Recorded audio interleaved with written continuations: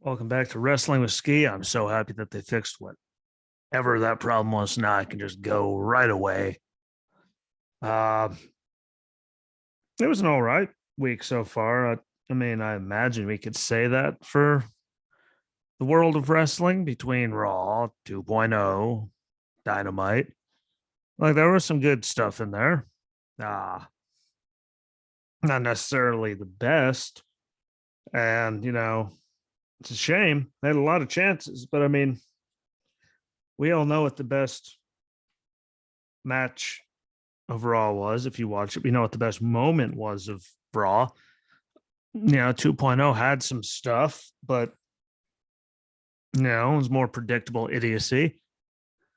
And the same thing goes across the board with Dynamite. They had more moments just with didn't see that coming kind of stuff. But there's a lot of that, sadly. Trust me, this isn't me bashing on it because there's still, again, the good stuff they did was good. It's just there's so much idiocy scattered across it. Like I just don't understand how, like back in the day, even Sunday Night Heat had like point to it.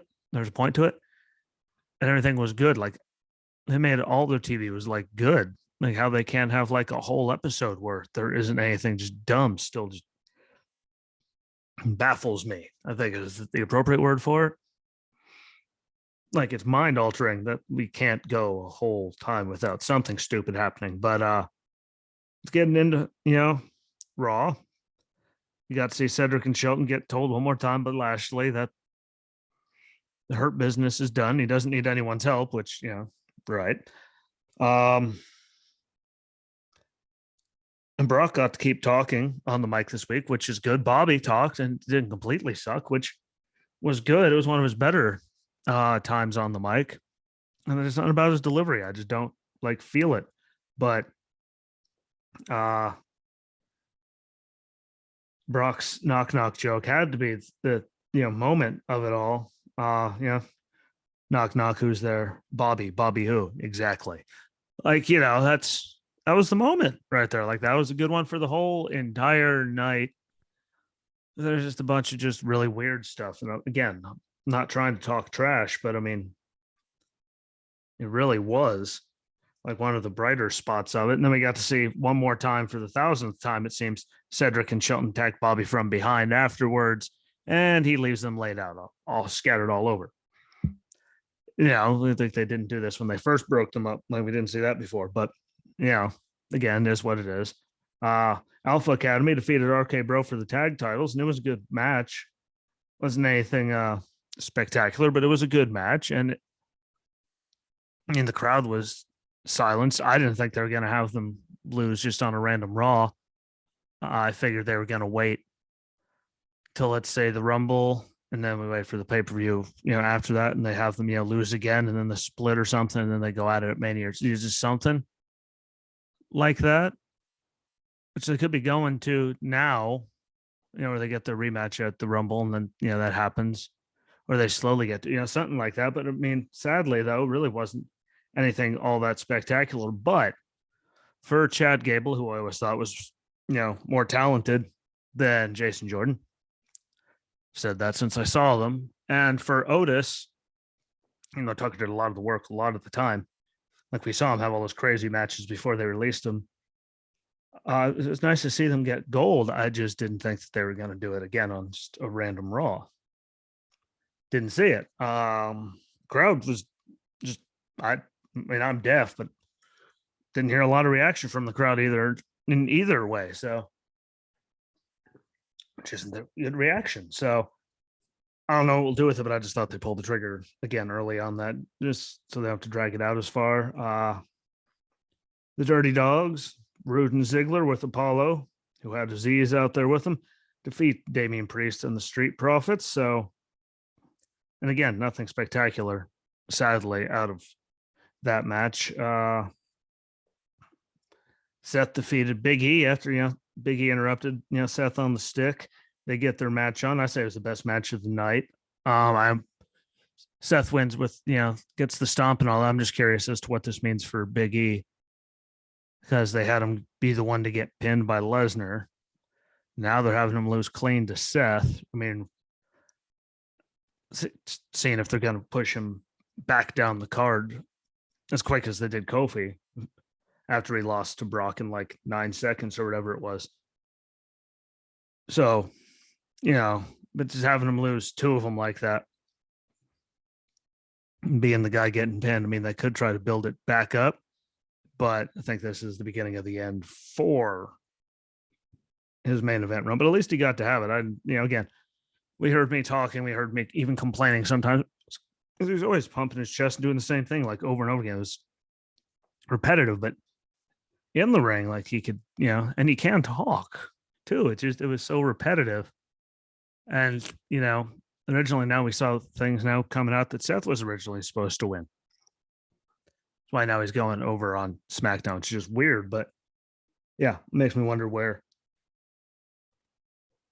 they're going to fill in Big E on the card if he's just going to go back to a mid-carder before they build him back up, or they're just going to keep him down there. I don't think they're going to release him. With all the New Day and everything that they've done, but doesn't look good for him. Nikki and Rhea are done. Nikki attacked, Rhea, so I don't know if she's going to turn to a super villain. She's going to go back to, her earlier gimmick. I don't know, what they're going to do with Future Endeavor. I don't know, but it still hurt my head beforehand. And again, just, are they going to fire her, or is she going like, what? Let's just to see what they're going to do with it. But I mean, when you originally saw the superhero thing, who really actually thought that was going to go anywhere? I mean, really, honestly, she won the Money in the Bank, and then she got to be champion. She only got to be champion for a little bit, but I mean, they let her be champion with it. I just want to see where they're going to go with her now. I mean, she go super villain, old Nikki, or get fired. I don't know which. But another quick weird segment. Dana and Reggie, need I say anymore? Omos wasted some cheesesteaks. Omos defeated Nick Sanders, who weighed less than me, and just mauled him. So, what was the point? It's like Reggie's probably going to get mauled by Omos next week. I mean, what's the point? The Cutting Edge with, Beth. It was good. I mean, the video packages were good. Talking, there was some good stuff in there. We all knew Miz and Maurice were going to interrupt. They were going to have a dumb video package. We knew it. Miz was going to run his suck. It was everything you thought it would be. Maurice walked out on it like she was scared. So, I mean, again, it was a good segment. Could have been better, yes. But, I mean, compared to the rest of the night, it just wasn't good. AJ gets a win over Austin Theory by DQ. And it was a good match going. Because, again, Austin Theory is super talented. Go watch the stuff from before he got signed to WWE. Like, he is super talented. And him and AJ could put together, a really good match if they were afforded the opportunity. But we all knew Grayson Waller was going to come and interrupt and break it up and cause a disqualification and try to get AJ as they had the match coming up the next night. Like, so we all knew it was happening. It was just when it was going to happen. And, I mean, ruined a perfectly good match. It's had a chance to finally, save the night. And there's just something about, Grayson Waller, again, talented, not trying to take that away from him. It's just so dumb. Like, I really just think it hurts so many people's heads. I think that's what the biggest problem is. It just hurts everyone's damn head. And again, can he wrestle? Yes, he can. Did he prove that the other night? Yes, he can. But I mean, again, he was in there with AJ too, though, so he makes everyone look spectacular. Because again, his elbow at War Games wasn't the prettiest thing. Like, he hurts my head. I'm not a fan of him. But hopefully we get to see AJ and Austin Theory again, depending on what they do with Waller, or anything else. Liv got to have her best talking segment ever, in my opinion, before the triple threat main event. Find out who's number one contender. So I will give Liv credit for that. That was the best that I've heard her talk, at least to me. We saw Alexa making a road back with the doctor thing. That's absurd, ridiculous, just whatever you want to call it, smashing everything. So yeah, like, see where they go with that. I don't know, but talking to people, like, but don't really see her dropping this thing. Like, and going back to Little Miss Bliss, like, she said she's having the most fun ever and all that. Like, I just don't see them dropping her. Especially with all the merchandising and everything they're doing. I don't see it. So got to see what they're gonna do with that going forward. But I wasn't a big fan of that. And then Doudrop defeated Liv Morgan and Bianca Belair to become number one contender for the Raw Women's Championship at the Royal Rumble. And again, it was an okay match, the main event to me. Seen better, yeah, seen worse, but it wasn't the greatest thing ever to me. But two big takeaways from that. Well, there's a bunch, really like three. Bianca hits the KOD on Liv, and that's when Becky gets involved to keep her from winning, which then keeps that story burning and alive with those two. See where they, go with all of that, but it does put everything, in motion for them to carry on. I'm guessing after the Rumble. Doudrop, is this like going to be her one shot, and then she get to go back to be Piper Nevin? I mean, because they went for the trademark for it. So does that mean that? Does mean that they're gonna, she gets her moment, and then they're gonna dump her a little bit after? Like, what are they gonna do? It's gonna be a different challenge for Becky, so that's the key to her being the challenger. It'll be different because we've never seen her face anything, really like that. So it'll be a good challenge, but what does it mean for her afterwards? Because we know that she's not losing to her, to Doudrop. That's just not happening. And Liv. Yeah. What does it mean for Liv after she's now, been pinned? Tapped out at the Rumble and she got pinned there. I mean, does that mean she's going back down the card and getting, future endeavored at some point? I mean, what does it mean? I mean, a lot of things, but, to have her from being there and she gives her best talking thing and, but she's had the tap out. Becky grabbed the rope, cheated, then the tap out, then having her lose to that bonsai drop-esque move from Doudrop. I mean, she isn't the same thing as Big E. Like, what does that mean? She keeps losing. It's two straight clean ones. Does she go back down? Do they have her dudes, get over really good in the Rumble? Because we still, all the talk is Bayley's coming back. Like, that's all anyone talks about. Is she going to come back? So, where does it live? Live. Where does it leave Liv? That's really the one I'm really, again, I'm talking to me and Drew do communicate every once in a while via text, but what does that mean for Big E getting, put down again, clean, and Liv? Yet to see, I don't think they'll get rid of Big E again, because regardless of how many people they release, they're not going to get rid of Big E just because the New Day and all that. Liv's been around for a while, and she is getting better, but I mean, that doesn't mean anything. So really curious about what they're going to do with all of that. But I'm sure after the Rumble, we'll have Becky and Bianca if she doesn't somehow get thrown to the match beforehand for him to carry on just for her stopping her from winning. They have good matches. Maybe Bianca's great. So I'm not taking anything away from her when I say that. It's just where do they go with it? So overall, though, wasn't the best night of Raw ever. Sadly, to me, there's just a lot of, who saw that coming and what was the points. And even when they had good guys in the ring, there's nothing, spectacular going on. It was all a bunch of predictable nonsense. Thank God for Brock's knock joke and Seth and Big E. Again, those were great. Those are really the two shining moments of the night. And I'll say Liv's talking segment before the main event, because that was the best heard her talk. So I will give her that too. That was good. But a lot of just weird stuff, just like 2.0. I will say I wish Braun Breaker, he's champion. Good for him. And he's got it. We all know he has it. It's just, arguments about is it too early and all that we've, all had. But he's good on the stick. I just wish we'd tone down that, ridiculous, just over the topness just a little bit. Not even all the way. Just turn it down just a little bit extra. And I think it'll hurt a lot people's heads a lot less, but he is better than Bobby, and Bobby has way more experience. So, and they're letting him go out there with a microphone, which Bobby pretty much never does on his own. MVP is always there to do the large portion of it. So good for Braun. Again, I like the kid. He could talk. He could talk too. It just turned down that, over the top ridiculousness. Santos Escobar with, Legado and them defeated Zion Quinn, keep Elektra Lopez. And again, that was, good match. Lots of idiocy though, because, Legado was there and, Escobar gets the win because Elektra, hits Zion with a low blow as he turns around to get back in the ring. So, cheap ending, but it shows the family staying together. So, and I don't think it's going to be over because those two, like, I thought it was a good match. And I don't say a lot of nice things about 2.0. So I thought it was a good match. So I'd like to see it again. I'm sure we're going to see it again. So, just the ending of it and having all them there, just, I don't know. Grimes defeated, Damon Kemp with Bivens watching, the caving in his face. That was quick. Harlan and Gacy suck still.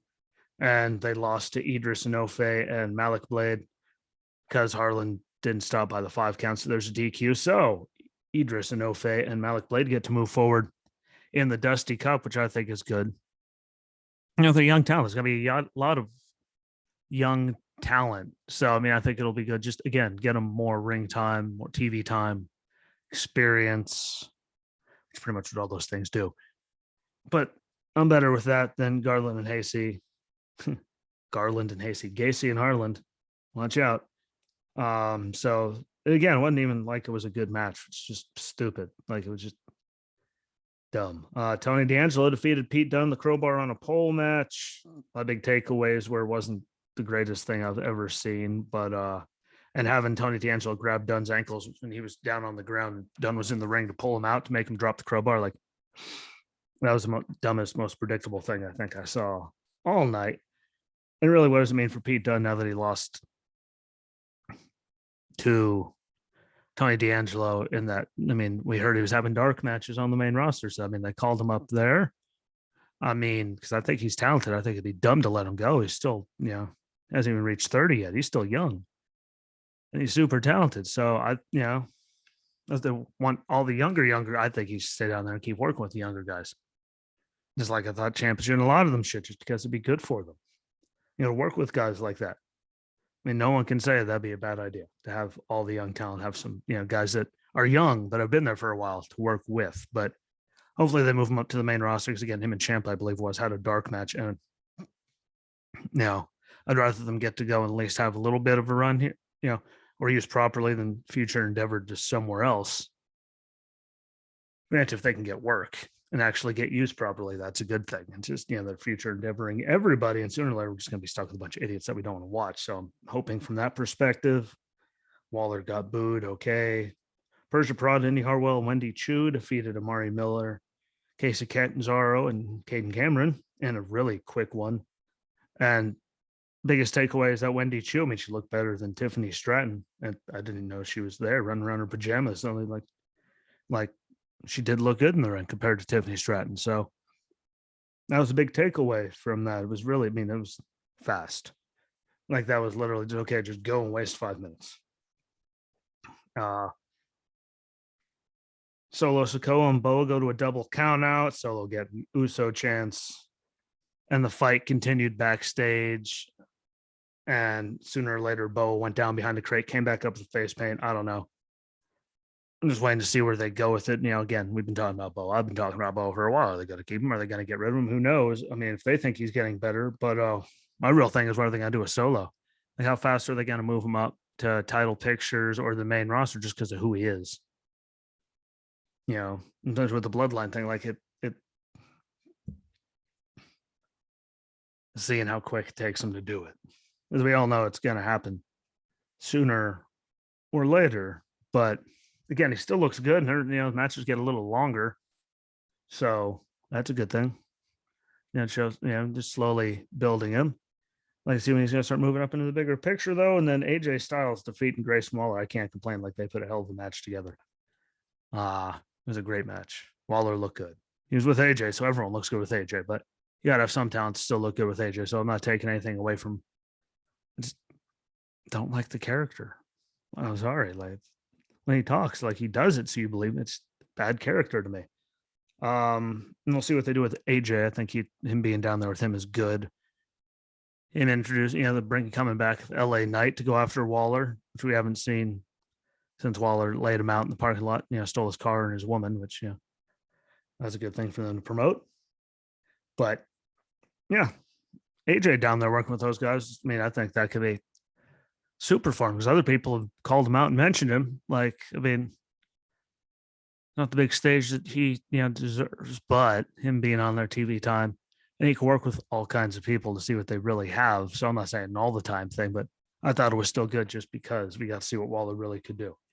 And who the hell's going to complain about seeing LA Knight come back and beat the hell out of Waller after Waller had that match with AJ Styles? Like, they ended the show properly.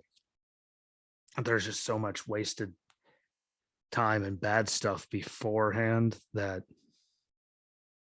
I mean, that did make the night, but there was just so much idiocy all across the board, which gets us to Dynamite, which, I mean, talk about idiocy.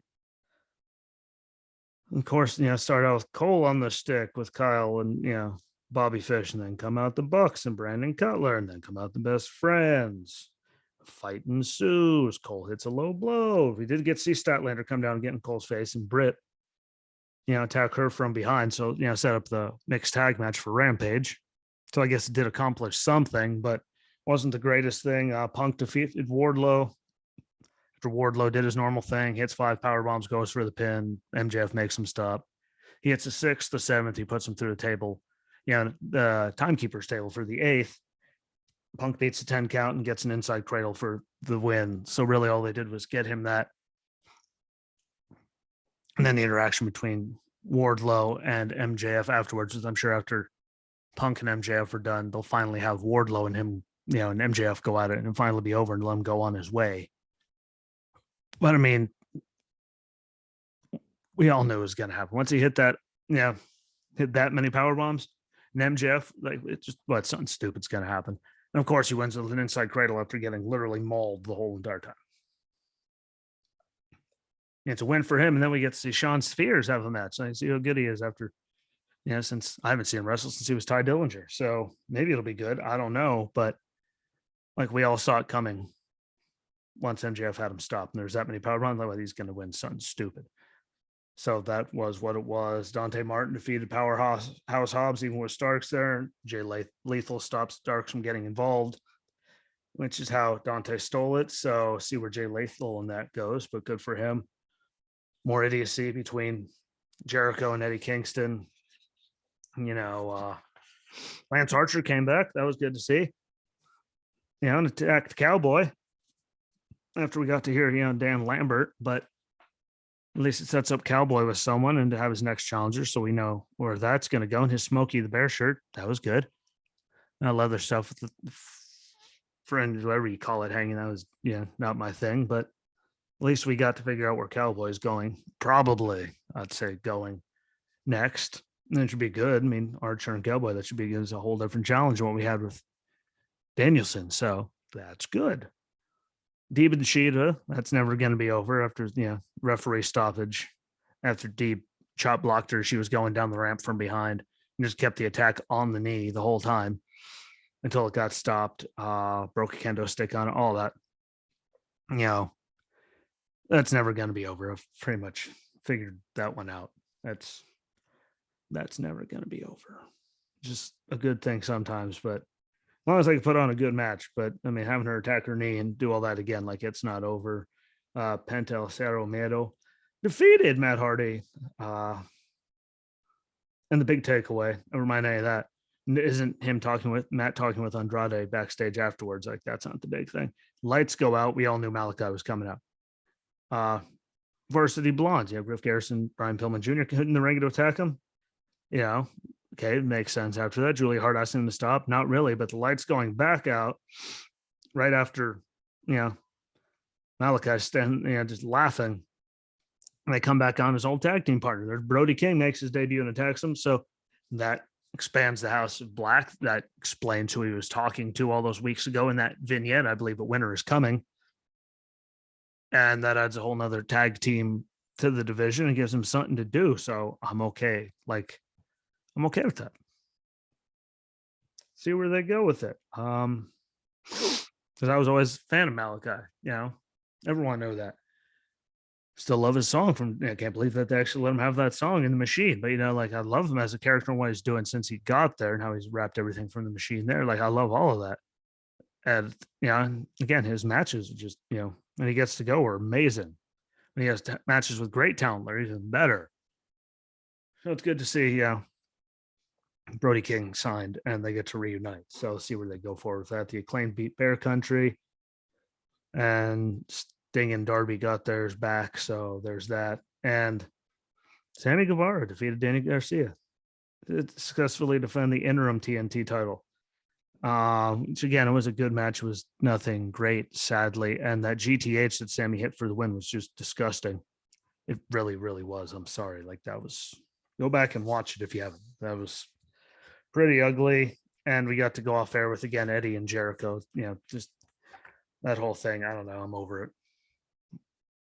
So really, I mean, Brock Lesnar's knock knock joke is probably the most successful thing that we had going there. That again, Lesnar's knock knock joke wrote great. Seth and Big E, great. AJ and Waller, that was good. I think that was actually really good. But then Dynamite just they set up a bunch of matches. There was a bunch of like, again, Punk Wardlow saw it coming.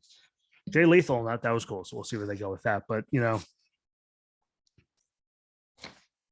really wasn't like that exciting. Like I'm so bummed from like all the days. Like they could have done so much more, and they just feel like there's so much rushed last second. Let's just do that kind of stuff going on. That just hurts my head because they can all do so much better. Just take sitting down and just breathing a little bit. But we'll see where it goes going forward, and again, see what they do with Big E and Liv in the main event picture and all that. As they've had them just keep losing clean to everybody. They're protecting Bianca, obviously,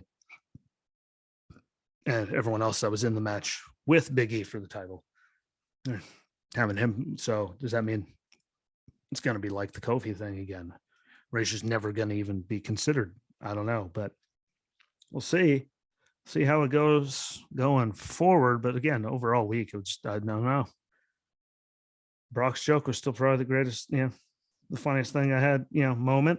And then there's only really like 2 good matches. So, it's just my opinion, but we all know they could do better. So that I'm going to jump off. I'll be back on Monday to talk about all the weekend stuff. Don't forget to follow along on Facebook, YouTube, and Rumble, or more importantly, go on Spotify, Anchor, Breaker, Stitcher, Radio Public, Pocket Cast, Overcast, Apple and Google Podcasts. I'm all over. Follow along on those. You can listen to them when they come out on Mondays and Thursdays, and always be in the loop. And don't forget to please share everything out like that says, because that gets it out to more people and helps grow the audience. And if you ever want to be on again, Facebook message, email, something, get a hold of me. Smoke signals, I don't care. Whatever you have to do, carrier pigeon. If you ever want to come on, me and Dan. Yeah, please feel free to reach out. So share it out. Enjoy the rest of your day.